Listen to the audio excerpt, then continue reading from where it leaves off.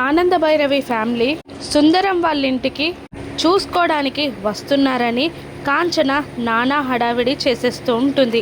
Modern గెటప్లో ఉన్న కాంచన తన నెగిటివ్ లాంగ్వేజ్ని ఏమాత్రం వదలకుండా అందరూ రెడీగా ఉండండి, ఒరే పనోడా నువ్వు రెడీగా ఉండు అని అంటూ ఉండగా పని మనిషి గెటప్లో ఉన్న ఆ విల్లా ఓనర్ ఇలా అంటుంటాడు, నేను ఓనర్ని అని అంటుండగా, ఇప్పుడు నువ్వు పనివాడివే కదా, నోరు మూసుకొని పనిచేయరా అని కాంచన అతన్ని కసురుతుంది.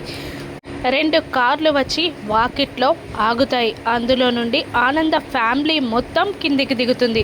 కాంచన తన భర్త ఇద్దరూ కలిసి ఆనంద ఫ్యామిలీని రిసీవ్ చేసుకుంటారు. ఆనంద భైరవి, శరణ్య, దర్శన్, రోహిత్ అందరూ ఆ ఇంటిని సంబరంగా చూస్తూ ఉంటారు. ఇల్లు చాలా పెద్దగా ఉందని చాలా సంతోషపడిపోతూ ఉంటారు ఆనంద భైరవి ఫ్యామిలీ. ఇంతలో సుందరం కిందికి దిగి వచ్చేస్తాడు.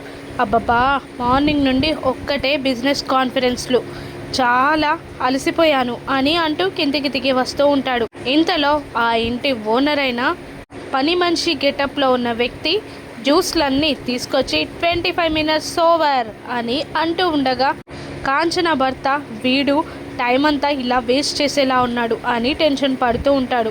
ఆ పని మనిషి గెటప్లో ఉన్న వ్యక్తి 25 మినిట్స్ ఓవర్ అనేసరికి ఏంటి 25 మినిట్స్ అని శరణ్య అడుగుతుండగా, అది ప్రతి అరగంటకి ఒక బిజినెస్ మీటింగ్ ఉంటుంది కదా, అదే గుర్తు చేస్తున్నాడు వాడు అని అంటూ జ్యూస్లు అందించు అనగానే ఆ ఇంటి ఓనర్ ఆ జ్యూస్ గ్లాసెస్ని టేబుల్పై పెట్టగా, అలా పెట్టావేంటి, అందరికీ చేతికివ్వు అని సుందరం కసురుతాడు. దాంతో అందరికీ జ్యూస్లు అందిస్తూ ఉంటాడు ఆ ఇంటి ఓనర్ పని మనిషి గెటప్లోనే.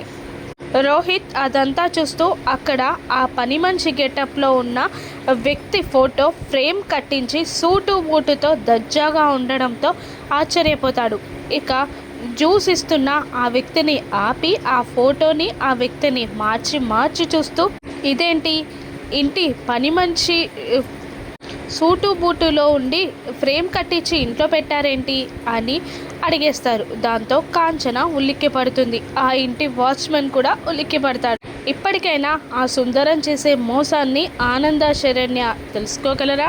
ఈ సంబంధం తప్పిపోతుందా, లేదంటే మసిపూసి మారేడికాయ చేసి దామినిని సుందరానికి పెళ్లి చేస్తారా? ఏం జరుగుతుందో రాను ఎపిసోడ్స్లో చూద్దాం. Thank you for watching.